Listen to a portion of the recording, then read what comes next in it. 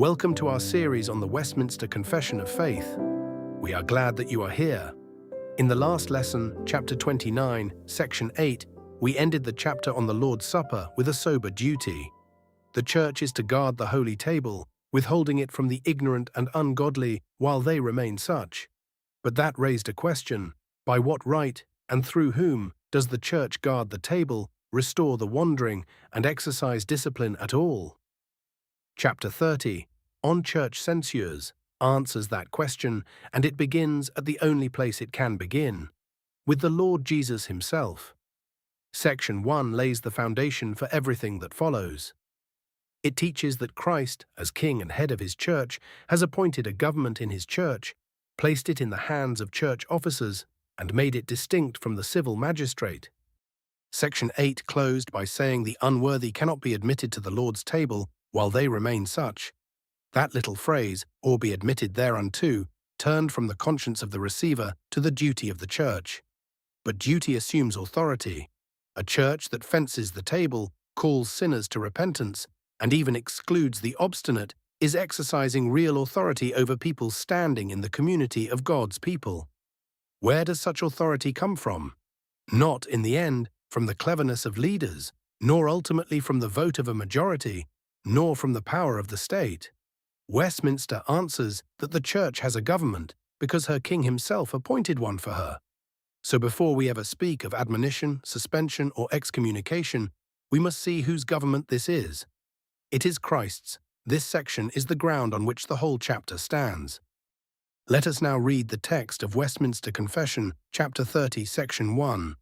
The Lord Jesus, as King and head of his Church, hath therein appointed a government in the hand of Church officers, distinct from the civil magistrate.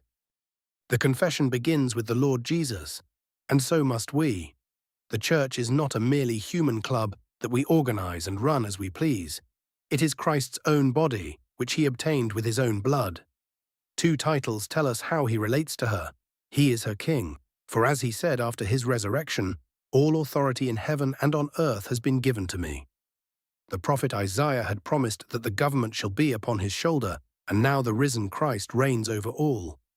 And he is her head, for Paul says that God has put all things under Christ's feet, and given him as head over all things to the Church, which is his body.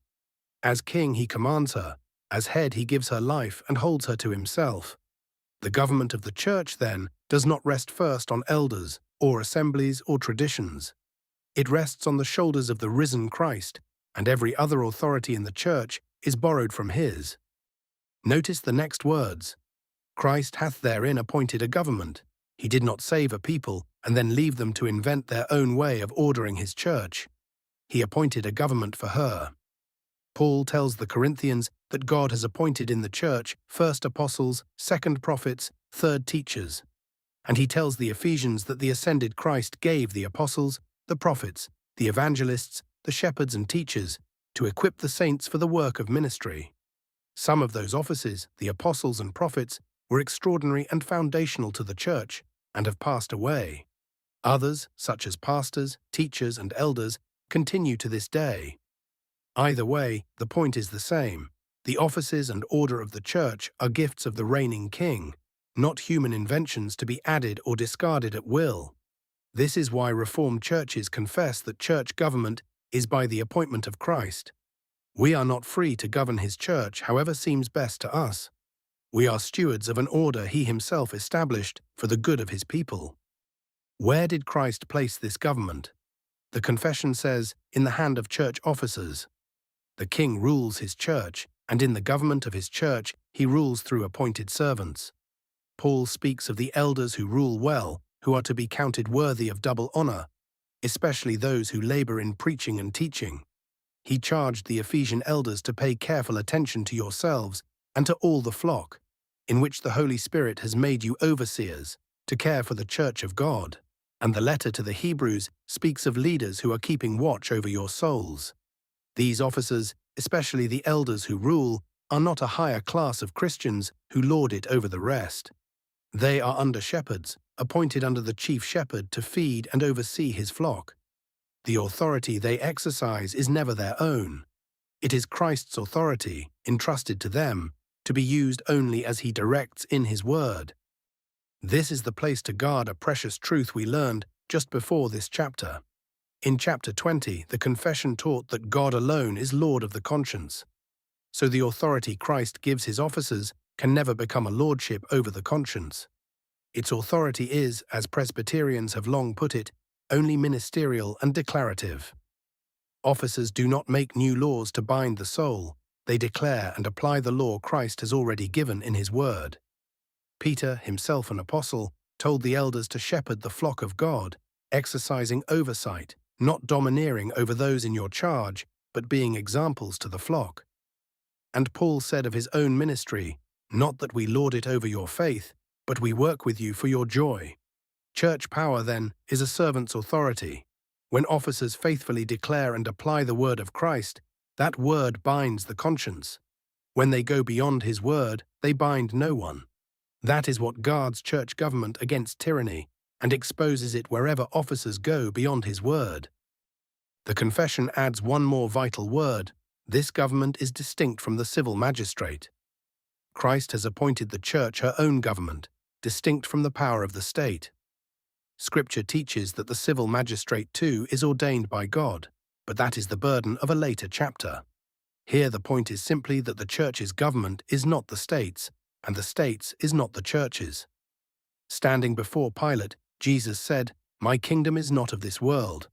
If my kingdom were of this world, my servants would have been fighting." The church does not advance by the sword, by force, or by the power of the state. Her weapons are spiritual: the preaching of the word, the sacraments, prayer, and, when needed, the loving discipline we will study in this chapter. The civil magistrate bears the sword to restrain evil and protect the public good. The church, through her officers, holds the keys to open and shut the kingdom of heaven by the word.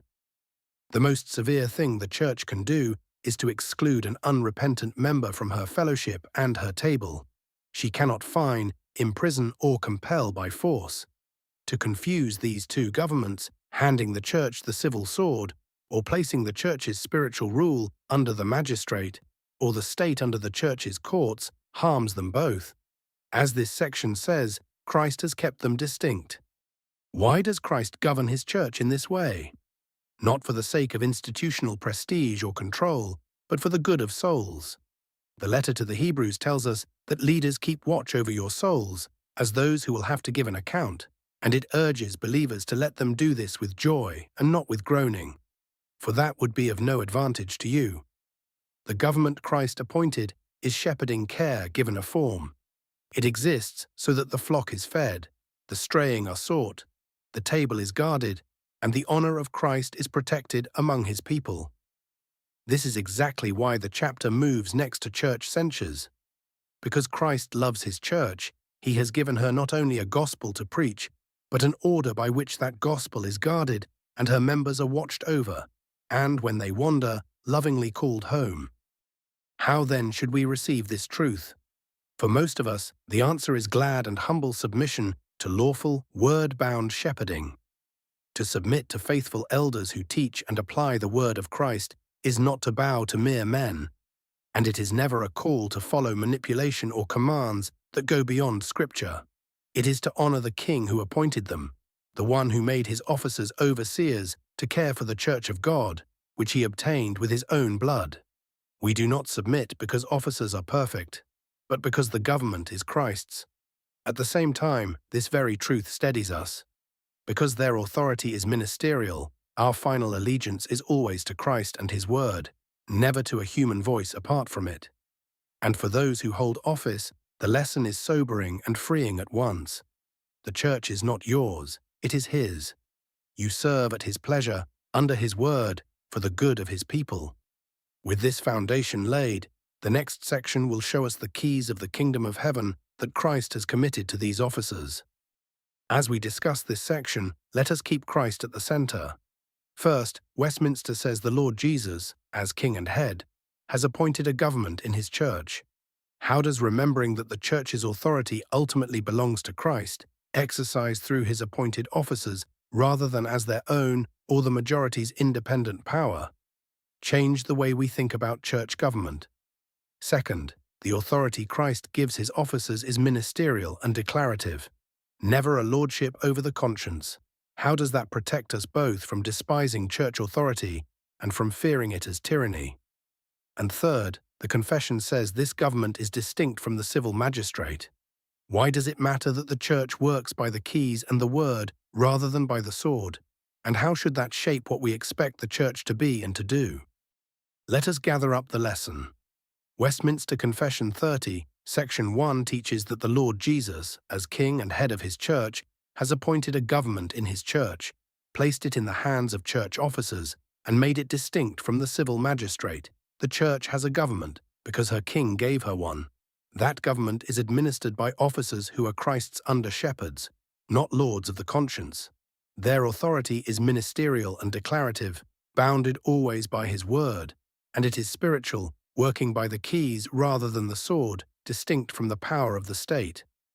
All of this rests on the first words of the section, the Lord Jesus. Church order is not human invention or human power. It is the loving provision of the risen King for the good of his people and the honor of his name. With this foundation in place, the confession turns next, in Section 2, to the keys of the kingdom of heaven that Christ has committed to these officers.